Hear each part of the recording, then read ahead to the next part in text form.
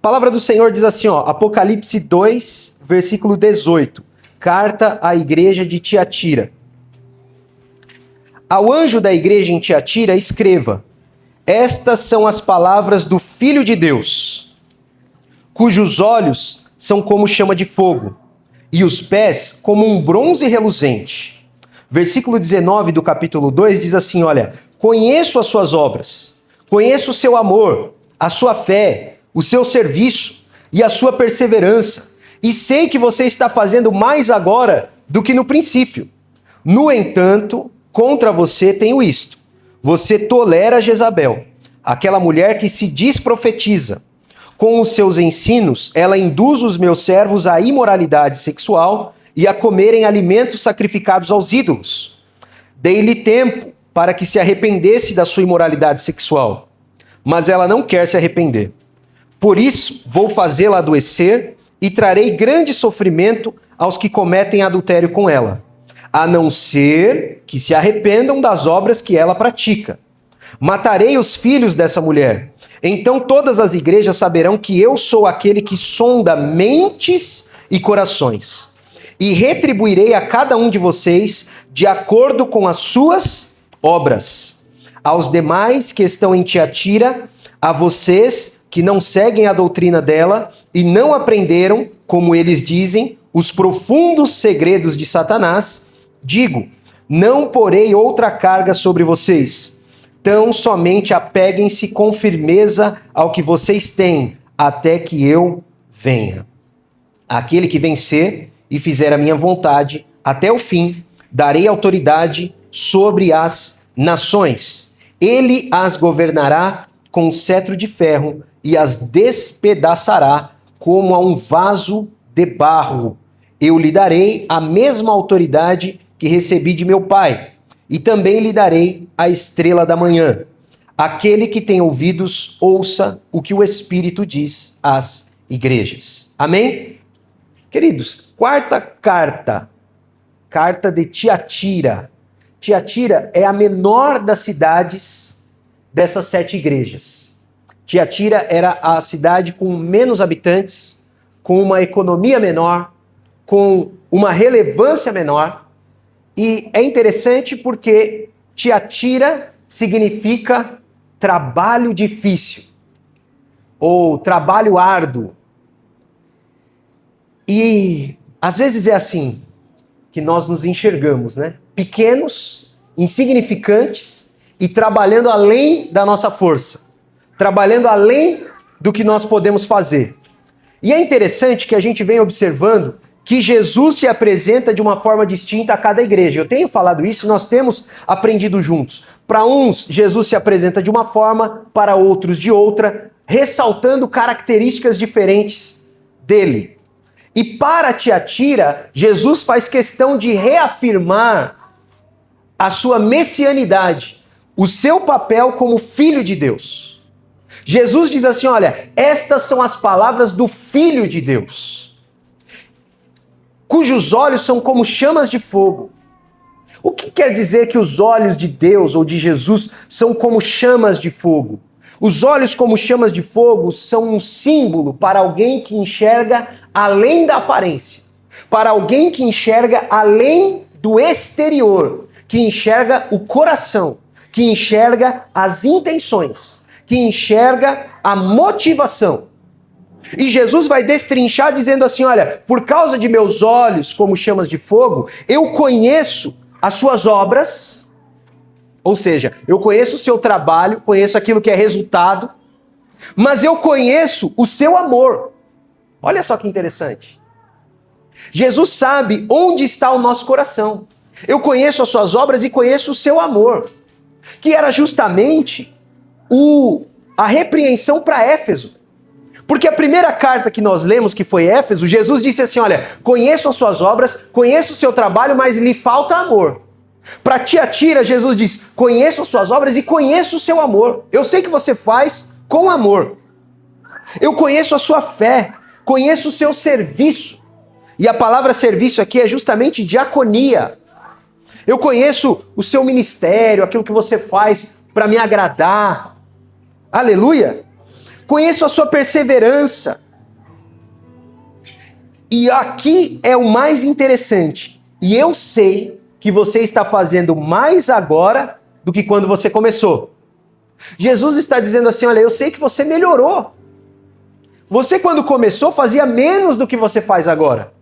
Você está mais crente, você está lendo mais a Bíblia, você está orando mais, você está amando mais, você está fazendo mais agora do que você fazia antes, você agora é mais generoso, você agora é mais bondoso, você se coloca mais no lugar do próximo do que antigamente. Eu sei de tudo isso. Você está fazendo mais agora do que no princípio. E Jesus elogia, e aqui é uma lição importante. O caminho é tão importante quanto a linha de chegada. Jesus está dizendo assim, olha, eu levo em conta o seu esforço para melhorar também. Que é aquilo que o pastor Oséias ministrou para a gente na hora do louvor. Se quiseres, se você se esforçar, Jesus não espera de você perfeição. Ele espera vontade. Jesus não espera de mim perfeição. Olha, já começou perfeito. Não. Jesus vê a nossa evolução. Jesus enxerga o nosso caminho passo a passo. Como alguém que começa ali caminhando numa certa velocidade, com dificuldade, depois consegue já dar passos mais ágeis, daqui a pouco está correndo, daqui a pouco está fazendo prova, daqui a pouco está vencendo. Por quê? Porque Jesus leva em conta também essa nossa evolução. Porque Deus não nos fez prontos. E aqui é interessante. Quem tem filho grande é monstro. Monstro que tem filho grande, que nasce grande. Você não tem...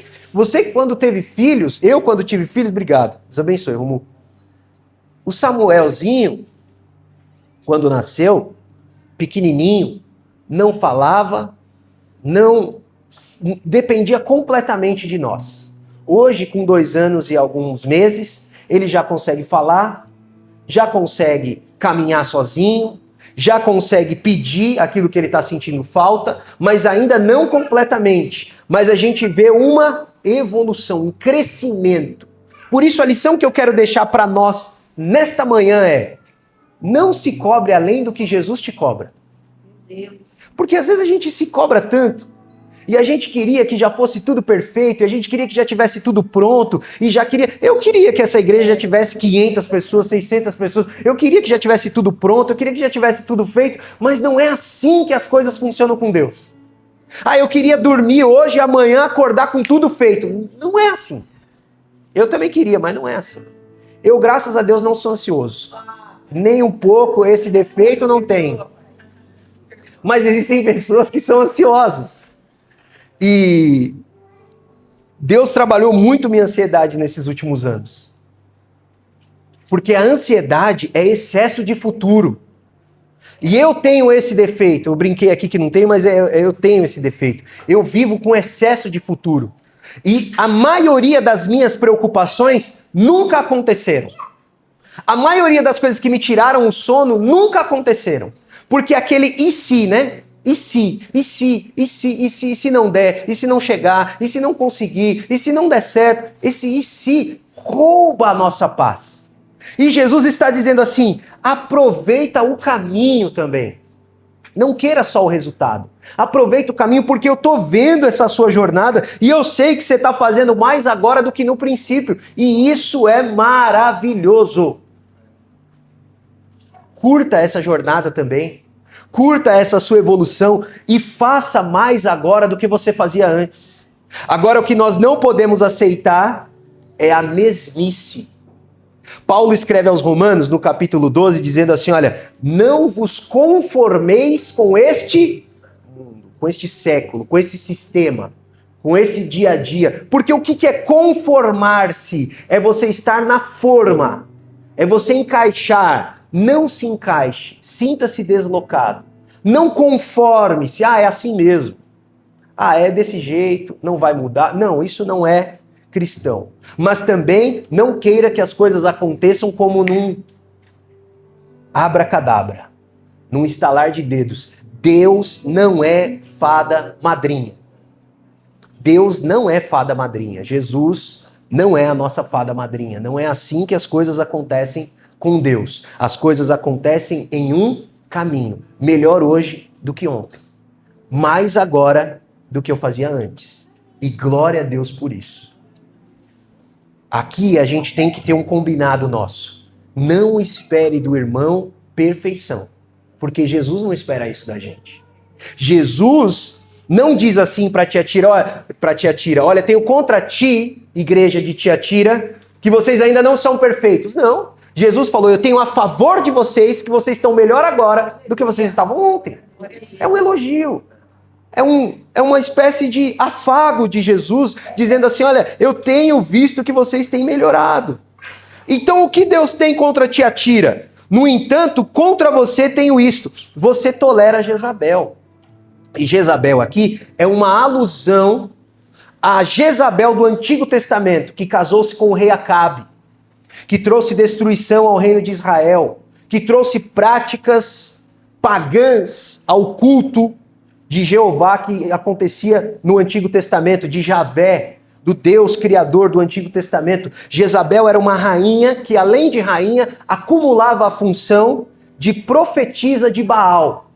E ela instituiu o culto a Baal em Israel. Não instituir a gente está sendo duro demais com a Jezabel, porque de fato as pessoas já adoravam Baal antes dela. Mas ela profissionalizou o negócio. Ela institucionalizou o negócio. É assim, né, gente? Às vezes a gente começa com uma pequena brecha. Essa brecha já existia antes da Jezabel. Só que a Jezabel tornou a brecha um negócio profissional. Ela foi contra ali... Ô, meu amigo, obrigado. Você tá vendo eu sofrer. Isso aqui é uma pessoa atenta, viu? Melhor hoje do que ontem. Deus abençoe. Obrigado, meu querido. Eu tô aqui, ó, sofrendo, tentando falar e ele já... Olha, Deus abençoe. Isso é um coração voluntário. Obrigado. Eu vou até tomar isso em homenagem. Obrigado. Deus abençoe, meu amigo. Obrigado mesmo. A Jezabel, ela institucionalizou o erro. Ela tinha um compromisso com o erro. E o cristão, ele erra. Ele tropeça, mas ele não tem compromisso com o erro. O cristão não torna o erro algo do calendário. Ah, eu tenho o meu erro aqui, todo dia eu tenho o meu erro aqui que eu já marquei na agenda. Esse momento é o meu momento de errar. O cristão não faz isso. O cristão tropeça no caminho. Então Jesus está dizendo assim, ó, eu tenho contra você que você tolera Jezabel.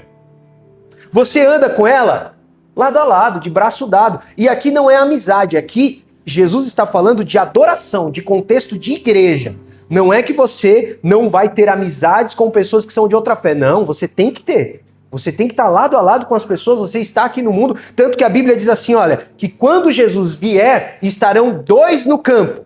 Um será levado e o outro será deixado. Então Jesus não está falando para você viver numa bolha, não. Você vai continuar trabalhando, você vai continuar no campo, você vai continuar tendo amizade. Amém. Agora o que Jesus está dizendo é, no entanto, tem o que você tolera o erro virou algo institucional, profissional, no seu dia a dia. E a palavra tolerar aqui é a mesma palavra que nós aprendemos no primeiro culto sobre Éfeso, que significa deixar. E aqui é algo que toca muito no meu coração. Por quê? Porque a igreja de Éfeso deixou o primeiro amor. E a igreja de Tiatira estava deixando Jezabel caminhar com ela. O que isso quer dizer? O que é esse deixar? É tratar com indiferença. E o desprezo dói mais do que quando você é rígido. Uma criança pequena, se você a despreza, se você a trata com indiferença, ela começa a ficar cada vez mais arteira. Às vezes eu estou trabalhando de casa e eu estou ocupado, Samuel entra lá no escritório e fica, pai. E ele vê que eu estou ocupado, que eu não estou dando muita bola, ele vai e faz uma arte. Ele puxa alguma coisa, ele às vezes arranca meu computador da tomada. Olha só, tem 2 anos o abençoado e já sabe fazer isso. Por quê? Porque ele prefere que eu diga, Samuca, poxa, papai tá trabalhando. Ele prefere isso do que eu simplesmente fingir que ele entrou e eu não vi. Ele prefere que eu brigue, que eu dê uma bronca, mas ele diz assim, ó, meu pai tá me vendo.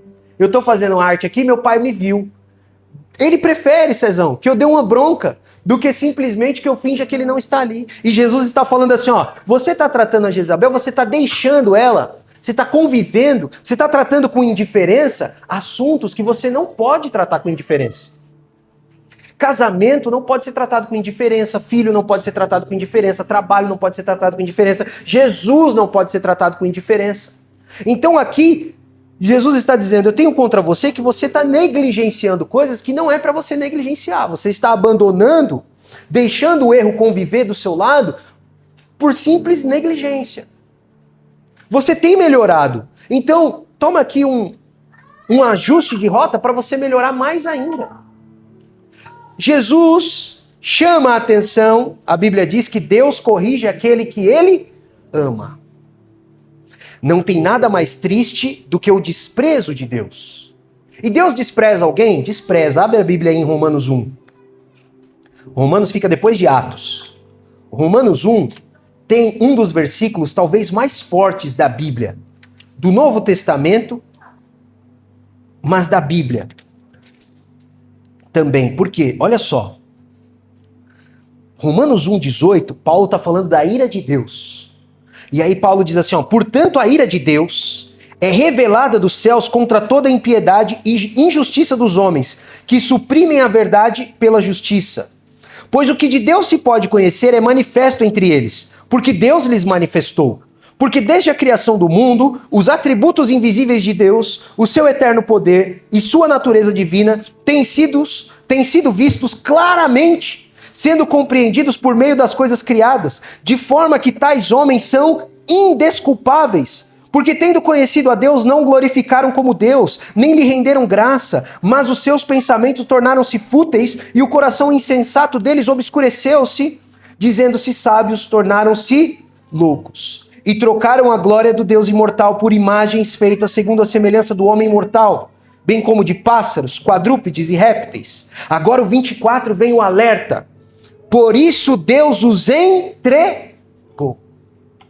É como se Deus dissesse assim, seja feita a sua vontade. Eu me mando, eu me basto, eu não preciso de Deus. E aí Deus diz assim, ó, então tá bom. Deus os entregou. Olha Paulo sistematizando como funciona a ira de Deus. Como que funciona a ira de Deus? É dando bronca? É lançando raio lá do céu? É fazendo seu carro quebrar? É isso, aquilo? Não, como que funciona a ira de Deus? Abandono. A ira de Deus funciona da seguinte forma, a partir de hoje você está por sua conta e risco. É como se Deus rompesse o relacionamento e dissesse, agora eu te entreguei. E não tem nada mais triste do que isso. Enquanto Jesus está dizendo, olha, tenho isso ou aquilo contra ti, é porque ele ainda te ama.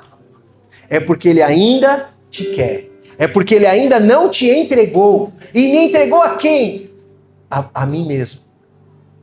A ira de Deus se manifesta quando Deus me entrega a mim mesmo. Quando Deus diz assim, ó, agora Fred, você faz do jeito que você quiser, na hora que você quiser, conforme você quiser, você é o dono de você mesmo. Porque essa foi a proposta da serpente a Eva.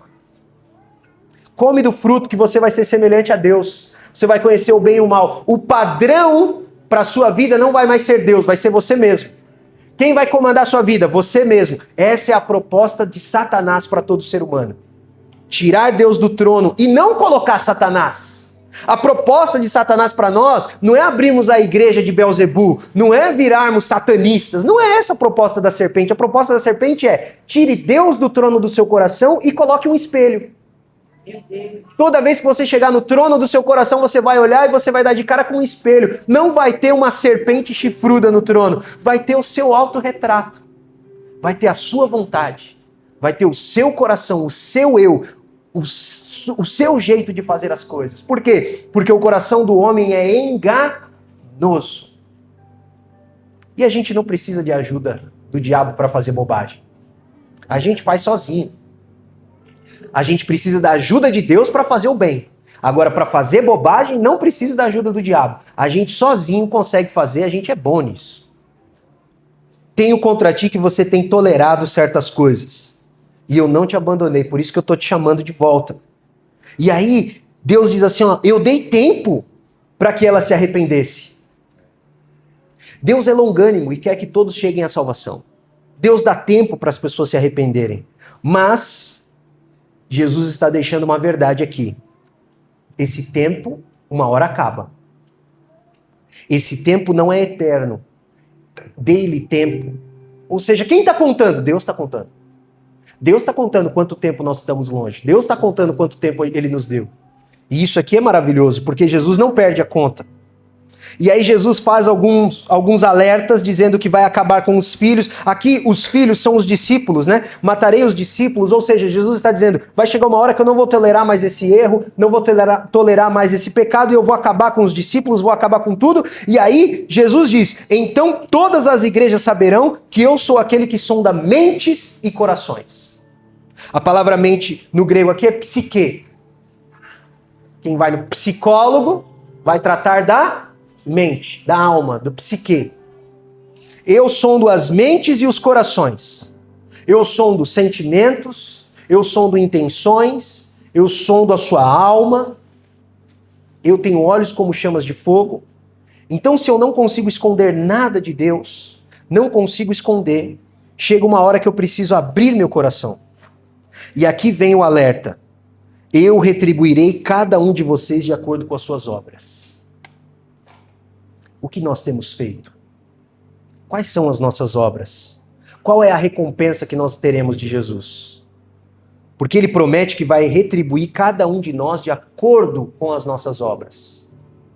E aqui, às vezes a gente tende a achar que a gente faz tanta coisa, né? Não, mas eu faço isso, aquilo. E às vezes isso aqui não é uma promessa, é mais um alerta. Porque a misericórdia de Deus... E aqui o Salmo 23 é lindo por causa disso, porque ele finaliza assim: certamente que a sua bondade e a sua misericórdia me seguirão a cada dia. O Salmo 23, o Salmo do Bom Pastor, finaliza dessa forma. E aqui é como se Jesus dissesse isso, esse alerta. Por quê? Porque a bondade de Deus, preste atenção, é me dar aquilo que eu não mereço.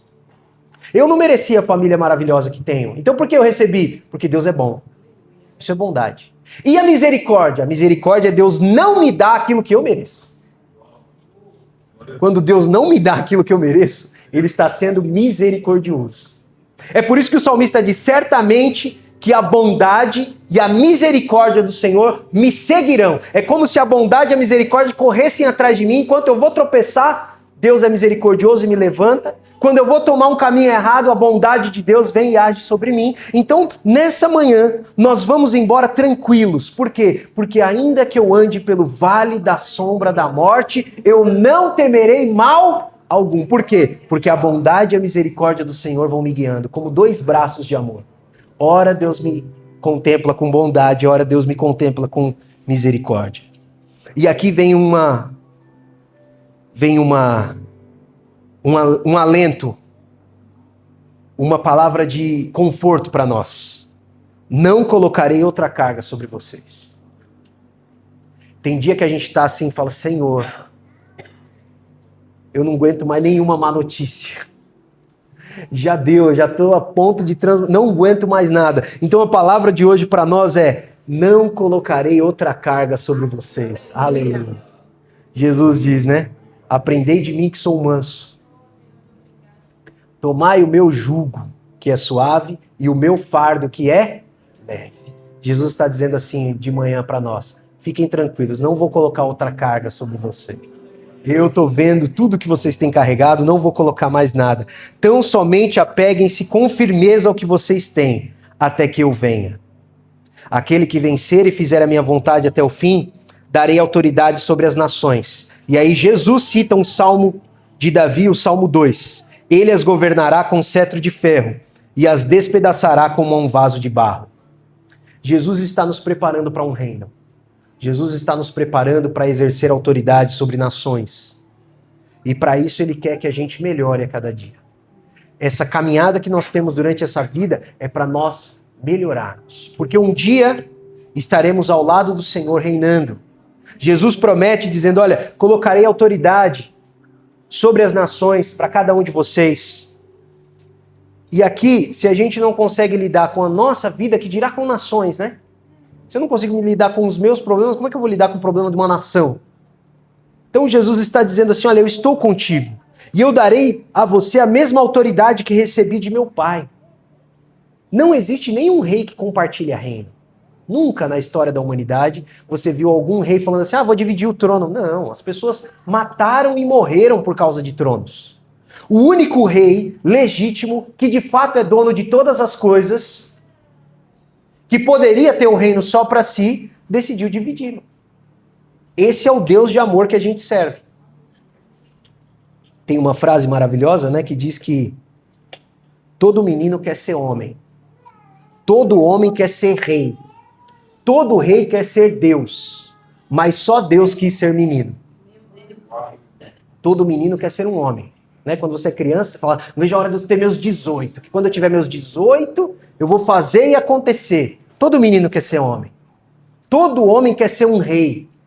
Seja na empresa, seja em casa, seja na igreja. Todo homem quer ser rei, quer mandar. Quer que as pessoas peçam bênção para ele. Quer que as pessoas digam sim, senhor, não, senhor. Todo homem quer ser rei. Todo rei quer ser Deus. Né? Toda pessoa que exerce muita autoridade, pessoas que são aí líderes de nações, líderes de grandes conglomerados, esses camaradas acham que são Deus. Mas só Deus quis ser um menino. Só aquele que de fato tem toda a autoridade sobre os céus e a terra decidiu nascer de mulher, nascer e ser vulnerável como um bebê. Esse é o nosso Deus. E ele diz, olha, um dia todo joelho há de se dobrar e confessar que eu sou o Senhor. E depois desse dia, quando eu estiver de posse do meu reino, eu vou dividir esse reino com você. Porque eu não sou egoísta, Jesus está dizendo. Ontem o Samuca estava dormindo no quarto dele e ele acordou um pouquinho, veio para a nossa cama para dormir de novo. Enquanto eu olhava para ele, eu fiquei pensando, eu falei assim, não é possível que Deus me ame mais do que eu amo esse menino. Não é possível que existe um Deus lá no céu que me ama mais do que eu amo esse garotinho. Não cabe na nossa lógica, mas é verdade. Existe um Deus. Quando você se torna pai e mãe, você começa a ter um pouco da dimensão do amor de Deus. Existe um Deus lá no céu que te ama mais do que você ama seus filhos. É isso que nos traz paz. E nessa manhã eu quero que você vá embora em paz.